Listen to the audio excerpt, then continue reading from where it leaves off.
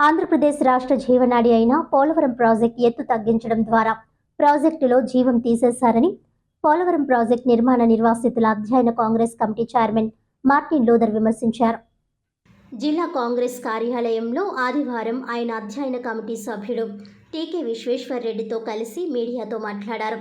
దివంగత ముఖ్యమంత్రి వైఎస్ రాజశేఖర్ రెడ్డి కలల ప్రాజెక్టు అయిన పోలవరం ప్రాజెక్టు ఎత్తు 45.72 మీటర్ల నుంచి 41.15 మీటర్లకు తగ్గించడం వల్ల 194 టీఎంసీల నీటి నిల్వ సామర్థ్యం నుంచి 114 టీఎంసీలకు పరిమితం చేసి ప్రాజెక్ట్ స్వరూపాన్ని పూర్తిగా మార్చేశారని మండిపడ్డారు.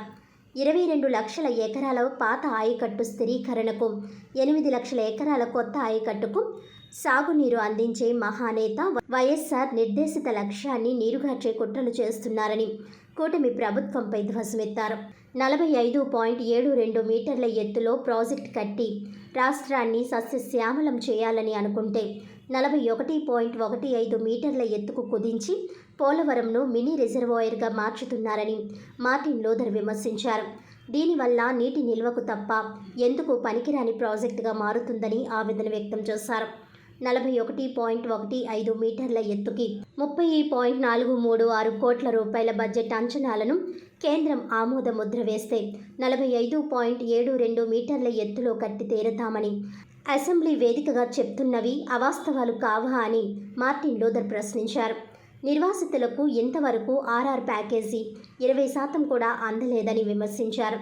పోలవరం ప్రాజెక్ట్ రాష్ట్ర జీవనాడిగా ఉండేలా రాష్ట్ర ఎంపీలు కేంద్రంపై ఒత్తిడి తేవాలని మార్టిన్ లూథర్ కోరారు. త్వరలో తమ కమిటీ ప్రాజెక్టును సందర్శించి నిర్మాణ పనులను నిర్వాసితులు ఇబ్బందులను తెలుసుకుంటుందని మార్టిన్ లూథర్ చెప్పారు. కమిటీ సభ్యుడు టీకే విశ్వేశ్వర్ రెడ్డి మాట్లాడుతూ నాడు వైఎస్ రాజశేఖర్ రెడ్డి 5,000 కోట్లతో కాలువలు తవ్వించారని అవి లేకపోతే ఈ ప్రాజెక్ట్ లేదని అన్నారు. ప్రాజెక్టు ఎత్తు 45.72 మీటర్లు ఉండాలని 41.15 మీటర్లకు తగ్గిస్తే భూములిచ్చిన 98,000 మంది నిర్వాసితుల్లో 19,000 మంది మాత్రమే నిర్వాసితులు అవుతారని, మిగతా 78,000 మంది నిర్వాసితులకు ఆర్ఆర్ ప్యాకేజీ అందదని ఆందోళన వ్యక్తం చేశారు. కేంద్రం 30,000 కోట్ల రూపాయలు ఇస్తే నిర్వాసితులందరికీ పరిహారం చెల్లించవచ్చునని అన్నారు. జగన్, చంద్రబాబు చేసిన పొరపాట్ల వల్ల ఎగువ కాపర్ డ్యాం డయాఫ్రమ్ వాల్ కొట్టుకుపోయాయని టీకే విమర్శించారు. మళ్ళీ ఇప్పుడు 950 కోట్ల రూపాయలతో డయాఫ్రమ్ వాల్ నిర్మించాల్సి వస్తుందని చెప్పారు. 45.72 మీటర్ల ఎత్తులో నిర్మించే విధంగా రాష్ట్ర ఎంపీలు కేంద్రంపై పోరాటం చేయాలని టీకే కోరారు. త్వరలో తాము కేంద్ర జలశక్తి మంత్రిని కలుస్తామని టీకే చెప్పారు. విలేకరుల సమావేశంలో డాక్టర్ వడియార్, నగర కాంగ్రెస్ అధ్యక్షుడు అబ్దుల్లా షరీఫ్, జిల్లా మహిళా కాంగ్రెస్ అధ్యక్షురాలు మోతా శారద, డాక్టర్ వడియార్, శ్రీనివాస్, నిడదవోలు కోఆర్డినేటర్ కారంగి వెంకటేశ్వరరావు, మహమ్మద్ ఫసల్ బేగ్, తడాల కొండరాసు, మేడవరపు బలగం దొర, బెజవాడ రంగారావు, జిల్లా ప్రధాన కార్యదర్శి చిన్నం మురళీకృష్ణ, పాలమర్తి ప్రభాకర్ రావు తదితరులు పాల్గొన్నారు. ఈరోజు నడి రోడ్డు మీద పడ్డారు. వారికి ఏ విధమైనటువంటి ఫెసిలిటీస్ కూడా రాష్ట్ర ప్రభుత్వం కల్పించలేదు. సుమారు ఆర్ఆర్ ప్యాకేజ్ కిందే మరి కేంద్ర ప్రభుత్వం 30,000 కోట్ల రూపాయలు ఖర్చు పెట్టాలి. మరి ప్రధానంగా చూసుకున్నట్లయితే ఏదైతే పోలవరం ప్రాజెక్టు ఎత్తి తగ్గించారో ఈ తగ్గించడం వల్ల 85,000 కుటుంబాలు వేళ రోడ్డు పడతాయి. వారికి ఇవ్వని ప్యాకేజ్ కూడా రాదు. సుమారు 30,000 కోట్ల రూపాయలు మిగులు పెట్టడం చూపెడతారు కాబట్టి ఎత్తును తగ్గించారు. మరి ప్రధానంగా చూసుకున్నట్లయితే ఎత్తు తగ్గించడం వల్ల 41.15 కుదించడం వల్ల ప్రాజెక్టు అనుకున్న స్థాయిలో ఉండదు. కేవలం ఒక డెవలప్మెంట్ బ్యారేజ్ లేదా రిజర్వాయర్ కింద నీటి సామర్థ్యం కలిగి ఉంటారు తప్ప దీనివల్ల ఏం ప్రయోజనం ఉండవు. కాబట్టి ఆంధ్రప్రదేశ్ ఉండే ఎంపీలు, అదేవిధంగా రాష్ట్ర ప్రభుత్వం మరి సెంట్రల్ ఉండే బీజేపీ ప్రభుత్వం మీద ఒత్తిడి తీసుకొచ్చి 45.7 మీటర్లకే ఈ యొక్క నీటి సామర్థ్యాన్ని పెంచాలని చెప్పేసి కూడా కాంగ్రెస్ పార్టీ డిమాండ్ చేస్తున్నాం. త్వరలోనే ఆంధ్రప్రదేశ్ కాంగ్రెస్ కమిటీ అధ్యక్షుడు శర్మిలారెడ్డి గారు ఈ పోలవరం ప్రాజెక్టు సందర్శిస్తారు. దాంతోపాటు ఎవరైతే రిహాబిలిటేషన్ రాలేదో, ఆర్ఆర్ ప్యాకేజ్ రాలేదో వారందరితో కూడా ఆవిడ కలవడానికి సిద్ధంగా ఉన్నారు. వచ్చి నెలలో మరి మేడం గారు కూడా ఈ యొక్క పోలవరం ప్రాజెక్టు విజిట్ చేస్తారు.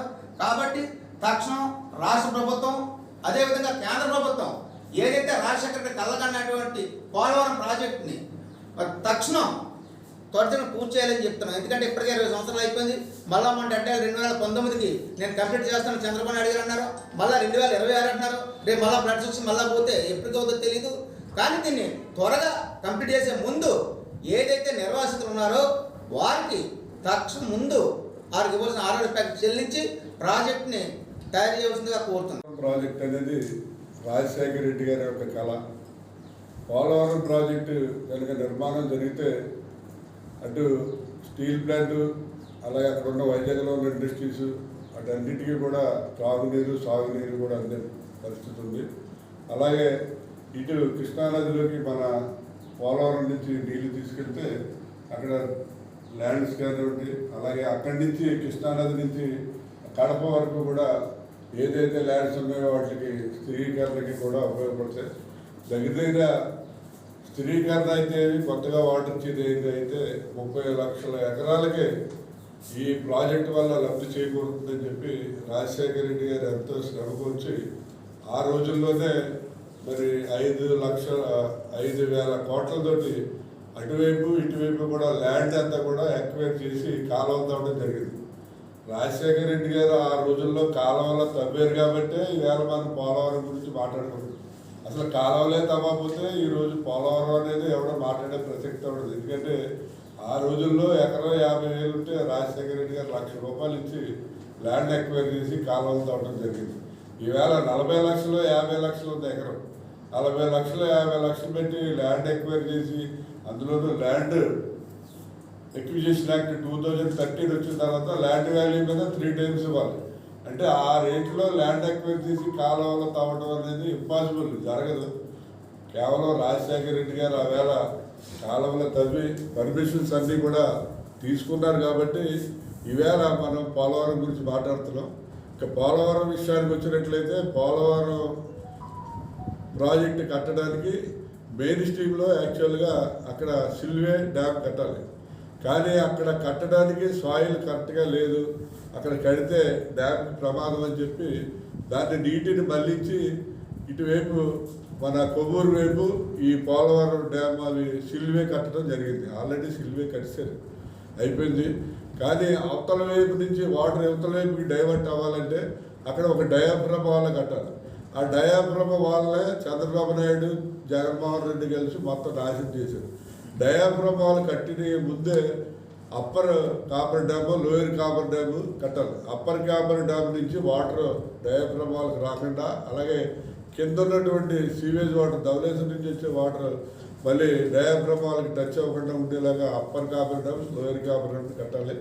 కానీ వీళ్ళు చేసిన మిస్టేక్ ఏంటంటే అప్పర్ కాపర్ డ్యామ్ కట్టినప్పుడు మొత్తం అప్పర్ కాపర్ డ్యామ్ కొత్తగా కట్టేస్తే ఆర్ఆర్ ప్యాకేజ్ మొత్తం ఇవ్వాలని చెప్పి మరి అక్కడ ఉన్నటువంటి నిర్వాసితులందరూ గొడవ చేస్తారంటే మధ్యలో బెజ్జం పెట్టి వాటర్ వెళ్ళిపోయేలాగా ఆ డయాఫ్రమ్ వాల్ కట్టడం జరిగింది. మాకు వచ్చినటువంటి 22లో వచ్చిన వరదల్లో ఆ డయాఫ్రమ్ వాల్ ఎప్పుడైనా సరే ఒక 6 గంటకి మధ్యలో బెజ్జం పెడితే ఆ ఫ్లోకి అది స్లోగా పెద్దదైపోతుంది.